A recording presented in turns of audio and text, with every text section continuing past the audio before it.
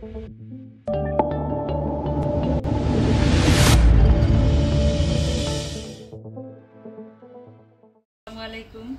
আজকে আমি এমনি দেশি মুরগি একদম বাংলাদেশি স্টাইলে, আমার মা খালাদের স্টাইলে রান্না করছি। আমার মা অবশ্য মুরগি মেখে বসান, মুরগি প্রথমে মেখে বসান, মশলা মেখে তারপরে পরে একটা বাগার বলে বা তেলানি বলে, অনেক কিছু বলে। তো আমি তেলেই পেঁয়াজটা দিয়েই বসাবো।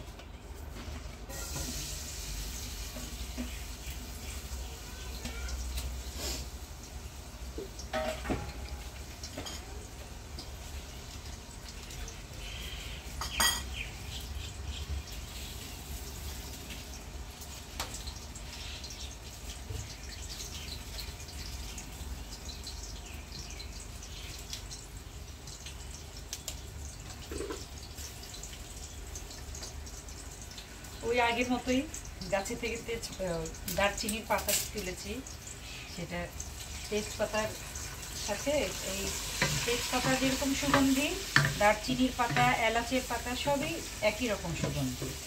আমি আল্লাহ রকমের এলাচ গাছও লাগিয়েছি। এলাচ ধরবে কিনা জানি না, কিন্তু শখ বলে কথা। তো গরম মশলাগুলো আগে দিয়ে নিচ্ছি তেলে, তারপরে আমি মশলা দিব।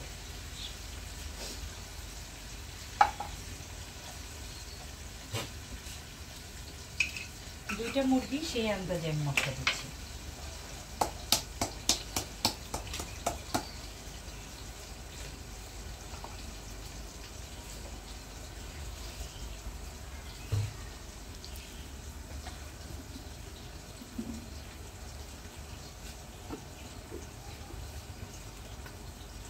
সত্যি সত্যি মানুষের স্বপ্ন, ছোট ছোট চাওয়াগুলো না মন থেকে চাইলে আল্লাহ পূরণ করেন। আমার এরকম একটা খোলামেলা জায়গা আমার খুব অনেক স্বপ্ন ছিল। তো যেভাবেই হোক আল্লাহ সেটা পূরণ করেছেন। আমি সবসময় তার জন্য আল্লাহর কাছে শুকরগুজারি করি।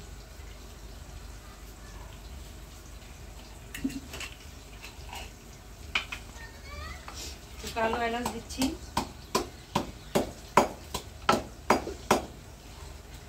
এই মশলাগুলো বেটে দিলেও হবে, বেটে তাহলে আর মানে ওই যে একটা মুখে লাগে, অনেক ছেলে মানুষ পছন্দ করে না। তারা তো জানেন না যে এই মশলাগুলো বাটতে কত কষ্ট হয়। তো দাঁতের নিচে এলাচের বীজ পড়লেই তারা রাগ হয়ে যাবে কি। তা আমি যখন যেরকম পারি, আমার বাসার মানুষরাও ওরকম না যে এটা মানে এই ধরনের কোনো ইয়ে নাই। আমি অনেক সময় সমস্ত মশলা একবারে বেটে দিয়ে দিই। আমাদের আমাদের যে মশলাগুলো, যে গরম মশলা বা বাটা মশলা, আদা, রসুন, ধইনা, পেঁয়াজ, তারপরে এলাচ, দারচিনি, লবঙ্গ, গোলমরিচ, সব কিছু কিন্তু আসলে আল্লাহর নিয়ামত। এত ভালো মশলা, মানে এই যে আমাদের করোনা হলো, এই করোনার সময় তো আমরা মনে হয় আল্লাহর রহমত আর এই গরম মশলার চা, হলুদের চা, গরম মশলার চা, এইগুলো আদা, এগুলো আসলে আল্লাহর নিয়ামত আমাদের অনেক শক্তিশালী করেছে। আমার বাসায় তো আমি একদম পাতিল ভরে সারাক্ষণ এই জাল দিতে থাকতাম, আর তার সাথে সামান্য একটুখানি মধু আর চা পাতা, অনেক সময় চা পাতা ছাড়াও আমরা খেতাম। তো এই মশলাগুলো আসলে বাংলাদেশিরা যে খুব কম খেয়েও অনেক সুস্থ থাকে, অনেক হাসতে পারে।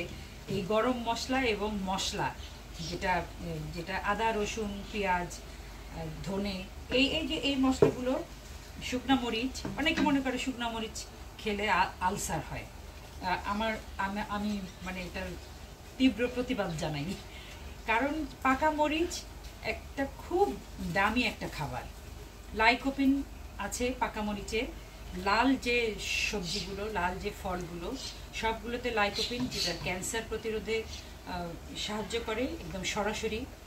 এবং গরমের দেশে, মরু অঞ্চলের মানুষরা, যেরকম আপনি মনে করেন রাজস্থানের মানুষরা শুধু মরিচ ভর্তা আর রুটি, এটাই তাদের প্রধান খাবার। তো চিন্তা করলে দেখা যায় ওরা মানে এত গরমের মধ্যে তারা কেন মরিচটা খায়। মরিচ খেলে শরীর ঠান্ডা হয়।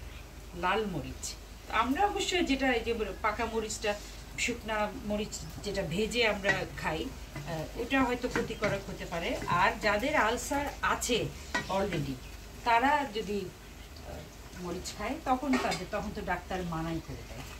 আমি এবার মশলাগুলো দিয়ে দিচ্ছি। তৌহিদ ক্যামেরাটা একটু কাছে আনো ভাইয়া।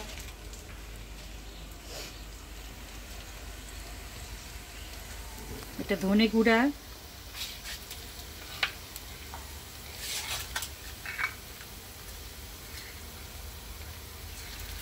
আদা বাটা,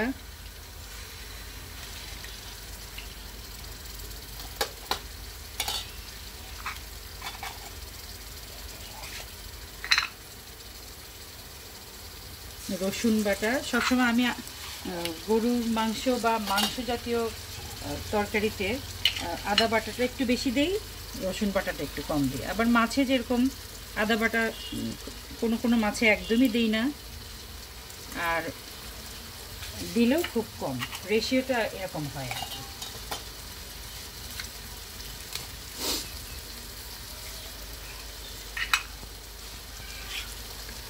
জিরা বাটা, আমি কিন্তু ভালোই মশলা ব্যবহার করি।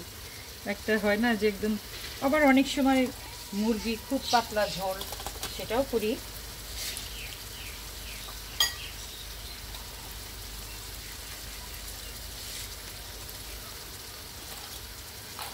আর মোটামুটি সব কিছু আন্দাজের উপর, আমি ওই মেপে মেপে, কাপ মেপে মেপে আমি কাজ করতে পারি না। অনেক বছর হয়ে গেল রান্নাবাড়া করি, তো অভ্যাসও একটা ব্যাপার আছে। আর স্পন্টেনিয়াসলি একটা কাজ করার একটা অভ্যাস আমার। অনেক সময় ভুল হয়, অনেক সময় আমি 3টা তরকারি রান্না করলে একটা তরকারিতে লবণ দিতে ভুলে যাই।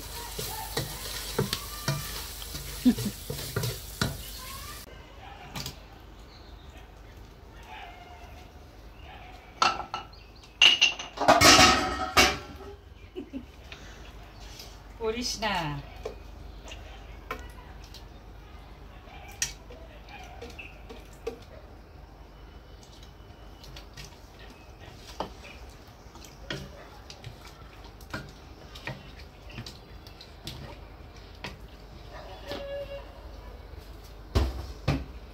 মাটির চুলায় রান্না করা একটা কন্টিনিউয়াস প্রসেস, মানে সারাটাক্ষণ এদিকে খেয়াল রাখো, ওদিকে খেয়াল রাখো। আমি এটা করি আর চিন্তা করি যে আহা, মা খালাদের কি কষ্ট। আমরা তো শৌখিন মানুষ, মানে আমার কথা বলবো না, আমি সবসময় রান্না করি, কিন্তু অনেক সময় হয় না যে রান্নার লোক থাকে, তারা রান্না করে। তো কিন্তু যে মা খালারা কোনো সাহায্য পায় না কারোর কাছ থেকে, নিজেকেই মশলা বাটতে হয়, পেঁয়াজ কাটতে হয়, এবং এই মাটির চুলা, তাদের যে সারাটা জীবন আসলে আগুনের ভিতর কাটে। এটা আমি বলছি হাসি মুখে, কিন্তু আমার তাদের জন্য অন্তর পড়ে।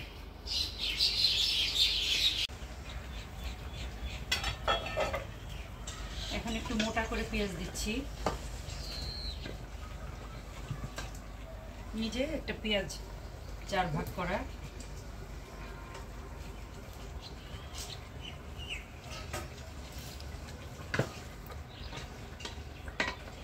স্বপ্ন কখনো সত্যি হতে পারে বুঝিনি তো আমি আগে, যা কিছু চেয়েছি সবটুকু পেয়েছি, যা কিছু চেয়েছি সবটুকু পেয়েছি, ভেবে যেন ভালো লাগে। স্বপ্ন কখনো সত্যি হতে পারে বুঝিনি তো আমি আগে। আজ আকাশে টুকরো মেঘে সোনার আছে লেগে, আকাশ আকাশে টুকরো মেঘে সোনার রং আছে লেগে, মন আমার সেই রঙে ভরানো। আমার প্রাণের খুশি ছড়ানো,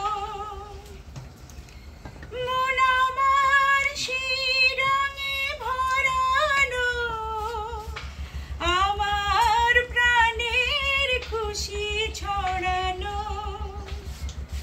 ভরে আছে শুধু অনুরাগে, ভেবেই যেন ভালো লাগে। স্বপ্ন কখনো সত্যি হতে পারে বুঝিনি তো আমি আগে।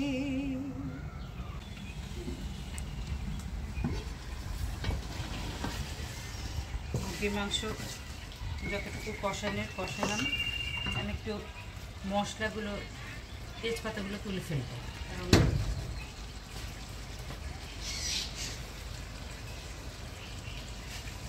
খুবই বিরক্তিকর। একটু সিদ্ধ করা বগুড়ার আলু দিচ্ছি। বগুড়ার আলু অসম্ভব রকম স্বাদের একটা জিনিস।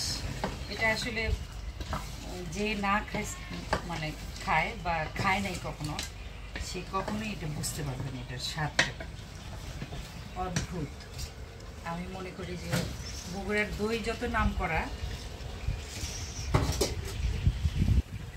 এরকম হলে কেমন লাগে? আমার গাছ থেকে রান্নাঘরে এসে ঠুস ঠুস উপরে পাখি খাচ্ছে, মধু খাচ্ছে আর একটা করে ফুল ফেলছে, অথবা মানে তুলার বীজটা যখন পোক্ত হবে সেই সময় এটা ঝরে পড়ছে। এর অদ্ভুত। আমার এই ফুলের উপর যে নেশা, আমি জানি না কোত্থেকে, মানে কীভাবে আমি মানে স্বপ্নেও শিমুল ফুল দেখি।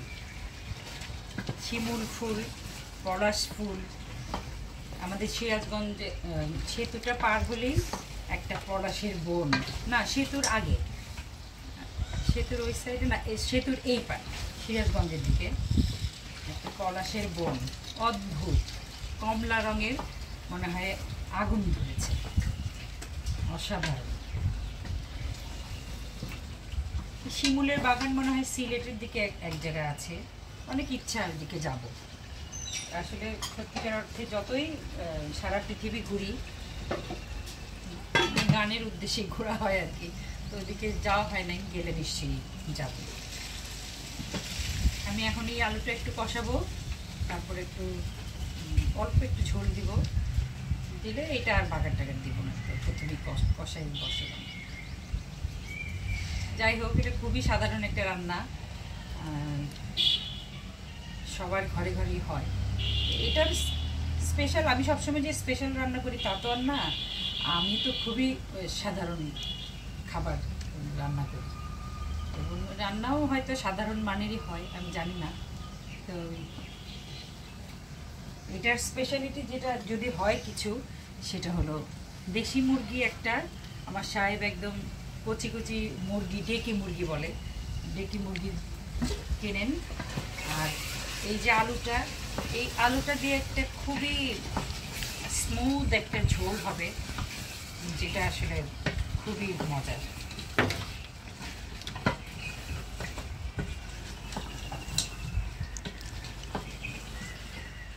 তো ঠিক আছে, আজকের মতো আল্লাহ হাফেজ। সবাই ভালো থাকবেন, ঘরের খাবার খাবেন, নিজে রান্না করার চেষ্টা করবেন। আপনি মহিলাই হন, আপনি পুরুষই হন, রান্না তো একটা মানে আবিষ্কারের মতো। আপনার বউ রান্না করলে যেমন একরকম মজা হবে, একই জিনিস আপনি যখন রান্না করবেন তখন আবার আরেকটু অন্যরকম হবে। তো একদিন না হয় ভাবি আর এক রকম রান্না খাবে, সারা জীবনটা আমরাই রাঁধি, মা খালারা রাঁধে। তো রান্না খুবই একটা ইনোভেটিভ একটা ব্যাপার, একটা শিল্পীর হাতের কাজ ভালো রান্না, প্রথম থেকে বাজার করা থেকে একদম রান্না করা পর্যন্ত, এবং পরিবেশন, অবশ্যই পরিবেশন একটা সুন্দর একটা ব্যাপার থাকে। যাই হোক, সবাই ভালো থাকবেন। আসসালামু আলাইকুম।